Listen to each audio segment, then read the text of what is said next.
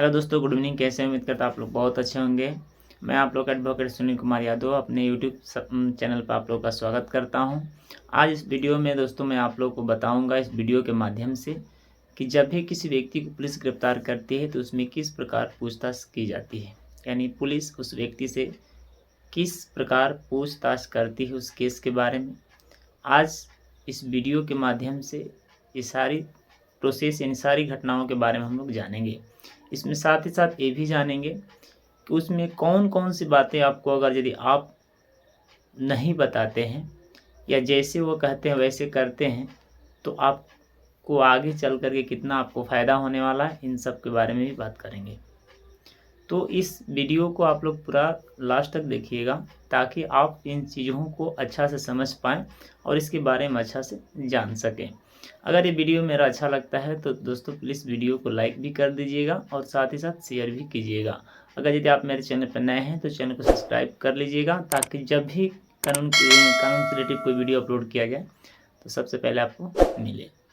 चलिए दोस्तों वीडियो को शुरू करते हैं। सबसे पहले हम इसमें ये जानेंगे कि किस अपराध में कि वैसे तो अगर देखा जाए तो हर अपराध में जो पुलिस पूछताछ यानी छानबीन करती है वो अलग-अलग तरीके से करती है।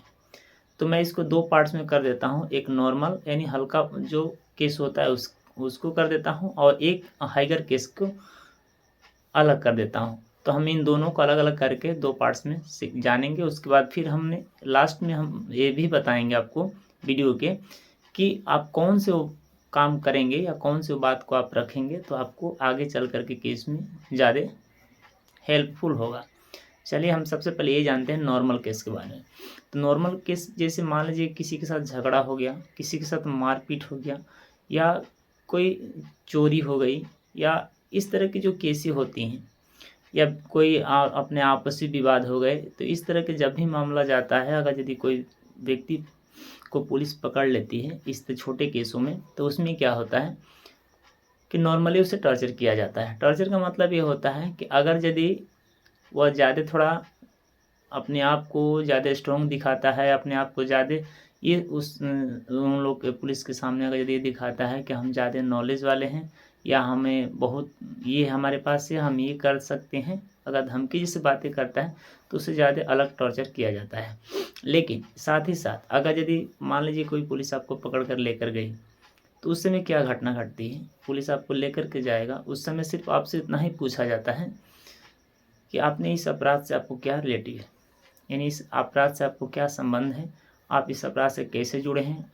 ये अपराध आपने करते हुए देखा है या आपने खुद अपराध किया है? इसके ही बारे में पूछा जाता है। यानी जो अपराध होता है उसी अपराध से रिलेटिव जो भी प्रश्न पूछे जाते हैं वहाँ पे पुलिस स्टेशन में सिर्फ़ वही पूछे जाते हैं। अब वहाँ पे आपको क्या करना है? यदि मान लीजिए आपसे पूछा गया यदि आप सत्य बता देते हैं, तो सत्य बता देते हैं तब तो एक तरफ से मान लीजिए कि अच्छी बात है, आप बच सकते हैं। ये भी नहीं कहूँगा कि आप बच जाएँगे, लेकिन आपको आगे चलकर इसका फ़ायदा होगा, हम बाद में जानेंगे इसको। अब हम ये देखते हैं कि जो हाइयर केस होते हैं, उसमें किस प्रकार पूछा जाता है। जैसे मर्डर केस हो गया, रेप केस हो गया, ड्रग्स स्मगलिंग जो केस होता है, इस प्रकार का यदि केस मिलता है, देशद्रोही केस मिलता है, तो इसमें का जो छानबीन होता है, जो पुलिस द्वारा इन्वेस्टिगेशन किया जाता है, वो अलग होता है। अब ये किस प्रकार होता है, इसको भी हम जान लेते हैं। सबसे पहले तो इसको जब भी पुलिस ऐसे अपराधी को पकड़ती है तो अपने हिरासत में 24 घंटा रखती है। उसके अंदर की प्रक्रिया हम बता रहे हैं। तो उसके अंदर क्या-क्या होता है, सबसे पहले तो आपसे उस अपराध के बारे में पूछा जाएगा। अगर यदि आप उस अपराध को किए हैं और पुलिस को ये संदेह है कि अपराध आप ही किए हैं, तब तो आपको टॉर्चर किया जाएगा। टॉर्चर का मतलब ये होता है कि आपको पीटा जाएगा, मारा जाएगा। अगर यदि आप हकीकत वो चीज़ नहीं बताते हैं, उस अपराध के बारे में जो सही जानकारी वो नहीं बताते हैं, तो पीटने के बाद उसके बाद लास्ट स्टेज क्या होता है, यानी करंट जो होता है, आप लोग करंट का नाम सुने होंगे, करंट आपके बॉडी में टच किया जाता है।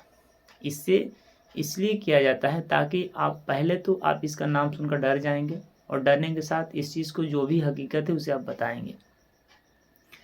तो बहुत से अपराध में व्यक्ति ऐसे होते हैं जो एक करंट देने के बाद भी वो लोग नहीं बताते हैं। तो इसके अंदर ये प्रक्रियाएं होती हैं।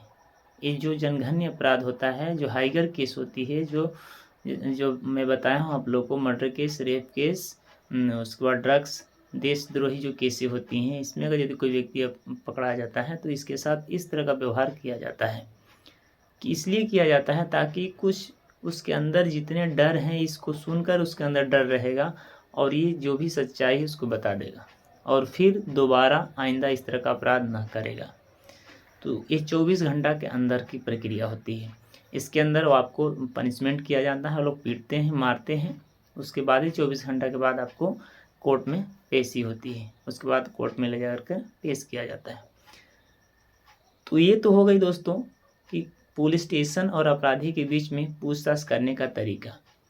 अगर यदि आप चाहते हैं कि हमें कुछ टॉर्चर ना किया जाए, अगर नॉर्मल केस है, नॉर्मल केस में वैसे भी आप जानते हैं कि आप जो सच्चाई है उससे आपको बता देना चाहिए। लेकिन बहुत से ऐसे अपराधी होते हैं नहीं बताते हैं, क्योंकि आप लोग जानते होंगे कि अपराधी ऐसे जो चोरी करता है वो कभी बताता नहीं कि हम चोरी करते हैं। तो इसीलिए अपराधी कभी नहीं कह सकता है कि हम अपराध किए हुए हैं। जब तक उसको टॉर्चर नहीं किया जाएगा तब तक वो बताएगा नहीं। तो ये प्रक्रिया होती है। बहुत से ऐसे दोस्त हैं जिनको ये नहीं पता होगा कि जब पुलिस पकड़ कर ले जाती है तो सिर्फ उनके मन में यही बात रहता है कि पुलिस पीटती है। ऐसा कुछ भी नहीं है। आप इस वीडियो के माध्यम से जानिए कि हर वो केस में पुलिस किसी को नहीं मारती, क्योंकि ये अधिकार पुलिस का है। ये नहीं कि कोई अपराधी को कोई पुलिस मार सकती है। किस किस अपराध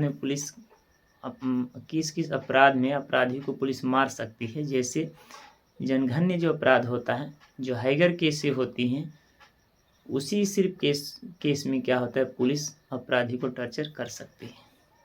अन्यथा बाकी और नॉर्मल जो केसें होती हैं उस केस में पुलिस का अधिकार नहीं है कि आपको टॉर्चर कर सके। टॉर्चर करने का मतलब ये होता है एक दो झापड़ अगर पुलिस कोई मार देता है, एक दो डंडा मार देता है, इससे कोई मतलब नहीं है। ये टॉर्चर नहीं हम कह रहे हैं। टॉर्चर का मतलब ये होता है जिस तरह जनघन्य अपराध में टॉर्चर पुलिस करते हैं, करंट बॉडी में सटाते हैं, तो इस तरह का टॉर्चर नॉर्मल केस में नहीं किया जाता है। अब इसमें हम ये जानेंगे कि अगर यदि कोई अपराधी पकड़ा गया है तो उसे किन किन बातों को ध्यान में रखना होगा पुलिस स्टेशन में, उसको न बताएं, या उसे किस प्रकार बताना है ताकि आगे चलकर उसे केस में ज़्यादा उससे हेल्पफुल मिल सके। सबसे पहली बात तो ये है कि जब भी कोई व्यक्ति को पुलिस पकड़ती है, जो कुछ भी अपराध हो, छोटा बड़ा जैसा अपराध हो, अगर वैसे अपराध में पुलिस पकड़ती है तो उसे कुछ नहीं करना है। अगर पुलिस लेकर जाए तो जो भी अपराध है उन्हें बता देना चाहिए। अगर वो अपराध से रिलेटिव है, अगर वो अपराध किया है तब तो उसे बता देना चाहिए कि मुझसे अपराध हुआ है। हाँ, लेकिन साथ में एक चीज़ और आप कहना होगा, अगर अपराध आपसे हो गया है तो ये चीज़ आप कहें वहाँ पे कि मेरे साथ अपराध हुआ है, मैंने अपराध कर दिया, लेकिन मैंने जानबूझकर नहीं किया, मैंने कुछ गलत आवेश में आकर के मैंने गलत कार्यों के साथ संगत के साथ रहकर मैंने कार्य कर दिया। ऐसा आप कहेंगे तो आपको आगे चलकर केस में बहुत से हेल्पफुल होगा। तो ये चीज़ आपको ध्यान रखना होगा। दूसरी बात, अगर यदि आप अपराध नहीं किए हैं, ये तो था जो व्यक्ति अपराध किया है वो स्वीकार कर लिया, लेकिन यदि कोई व्यक्ति अपराध नहीं किया है, अगर यदि उसी पुलिस पकड़ ले जाती है और उसे कहती है कि तुम बताओ अपराध किए हो कि नहीं किए हो, तो एक चीज़ ध्यान रखिएगा दोस्तों कि उस समय आपको क्या करना है, आपको वो चीज़ कबूल कर लेना है। अगर पुलिस कहती है कि बताओ अपराध तुम किए हो कि नहीं किए हो, तो आपको कहना है कि हाँ मैंने अपराध किया है, मुझसे जाने अनजाने में गलती हो गई है। लेकिन एक चीज़ आपको ध्यान रखना होगा, आप डरिए मत। बहुत से ऐसे लोग होते हैं डर जाते हैं कि मैंने अपराध नहीं किया, अगर यदि अपराध हमने स्वीकार कर लिया तो हमारे ऊपर केस हो जाएगा, मुझे जेल हो जाएगा। ऐसा कुछ नहीं होगा दोस्तों, क्योंकि जो सिर्फ पुलिस की जो प्रक्रियाएँ होती है सिर्फ वहीं तक सीमित रहती है। अब हम एक चीज़ बताएंगे आपको कि जब 24 घंटा के बाद जब आपको कोर्ट में पेश किया जाता है मजिस्ट्रेट साहब के सामने, तो उस समय क्या होता है कि जितने ये पुलिस इंफॉर्मेशन जो आपका बयान लिया गया है, जो पुलिस स्टेशन में जो आपका बयान लिया गया है, वो बयान जब मजिस्ट्रेट के सामने जाता है, अगर यदि उसमें मजिस्ट्रेट साहब आपसे पूछते हैं कि क्या आपने यह गुनाह किया है, तो सिर्फ वहाँ पर आपको यह ट्रिक अपनाना है और ये चीज़ वहाँ पर क्या कहना है उसको समझ लीजिए। अब इतना समझिएगा कि जो आपने पुलिस स्टेशन में कहा है वो समझिए कि सब कुछ फॉल्स है, क्योंकि वैसे भी आप जानते हैं कि हमने तो गुनाह किया नहीं, लेकिन हमने डर से गुनाह कबूल किया है। और यही बात आपको मजिस्ट्रेट साहब के सामने रख देना है। जब मजिस्ट्रेट साहब से पूछें कि क्या आपने गुनाह किया है, तो आपको कह देना नहीं सर ये गुनाह मैंने नहीं किया, मैंने कोई गुनाह नहीं किया। तो आपने तो बयान दिया है कि गुनाह किया, तो नहीं सर हमने इन पुलिस वालों के डर से हमने यह गुनाह कबूल किया है कि हमने यह गुनाह किया, अन्यथा हमने ऐसा कोई गुनाह नहीं किया है। तो ये चीज़ जो कोर्ट में आपका जो स्टेटमेंट होगा, जो कोर्ट में आप बयान देंगे, उसी को लिखा जाएगा, क्योंकि जो पुलिस स्टेशन में जो आपका बयान है वो मान्य नहीं होगा। तो ये चीज़ आप हमेशा दोस्तों याद रखिएगा जब भी कोई भी अपराध हो। अब ऐसा नहीं कि आप किसी भी अपराध जघन्य अपराध करके जाएं और अपराध किए हैं तब जाकर आप बोलेंगे कि अपराध हम नहीं किए, हमने पुलिस के डर से अपराध स्वीकार किया, ऐसा नहीं होगा। तो इन सब बातों का आप याद रखिए, अपने दिमाग पे सेट करके रखिए, ताकि जब भी इस तरह की घटना घटती है तो आपको इन चीज़ों से बचने का सबसे आसान तरीका मिल सके। आगे चलकर इन केसों में आपको ज़्यादा हेल्पफुल मिलेगा, आपको बहुत जल्दी कम समय में केस ख़त्म करने का मौका मिल जाएगा और आपका केस भी समाप्त हो जाएगा। अगर यदि आप अपराधी हैं तब, और नहीं अपराधी हैं तब, तो वहीं से आपको छोड़ दिया जाएगा। हो सके तो पुलिस स्टेशन से आपको छोड़ दिया जाता है। तो एक चीज़ लास्ट में मैं ज़रूर आपको बताऊंगा कि अगर यदि आपसे अपराध हुआ तो अपराध स्वीकार करना है, लेकिन अपराध यदि नहीं हुआ है उस समय भी अपराध स्वीकार करना है, क्योंकि जो भी अगर यदि वैसे अपराध होते हैं, कुछ अपराध ऐसे होते हैं जो पुलिस स्टेशन से ही आपको छोड़ दिया जाता है, समझौता करके वहीं से आपको छोड़ दिया जाता है। तो वैसे अपराधों में डरना ही नहीं है। हाँ, कुछ वैसे अपराध हो जाते हैं जैसे मान लीजिए कि बड़े बड़े केस होते हैं, जैसे हमने कुछ देर पहले भी वीडियो में पहले हमने बताया था, जो हाइगर केसें होती हैं, वैसे केसों में आपको ध्यान रखना है।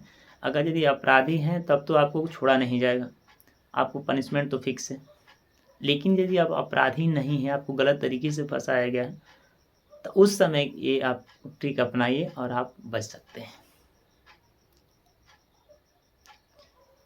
तो मेरा इस वीडियो से सिर्फ इतना ही मकसद है बताने का आपको कि जब भी गलत तरीके से अगर यदि कोई आपको फंसाता है तो आप किस तरह बच पाएंगे। अब मैं जितना ट्रिक्स बताया हूँ, जो ट्रिक्स बताया हूँ उसे आप अपनाते हैं तो आप गलत रास्तों से बच सकते हैं, गलत केसों से बाहर निकल सकते हैं। अगर जो अपराधी है उसको तो पनिशमेंट होना ही है, जो अपराध किया है उसे तो पनिशमेंट मिलेगा ही। तो दोस्तों मेरा वीडियो कैसा लगा, अगर यदि मेरा वीडियो आप लोग को अच्छा लगा है तो प्लीज़ दोस्तों वीडियो को लाइक कर दीजिएगा और साथ ही साथ चैनल को भी सब्सक्राइब कर लीजिएगा, ताकि जब भी इस तरह का कानून से रिलेटिव कोई वीडियो अपलोड किया जाए सबसे पहले आपको मिले। बस दोस्तों आज के वीडियो में इतना ही जानेंगे, फिर अगले वीडियो में मिलते हैं, तब तक के लिए मुझे इजाज़त दीजिए। जय हिंद, जय भारत।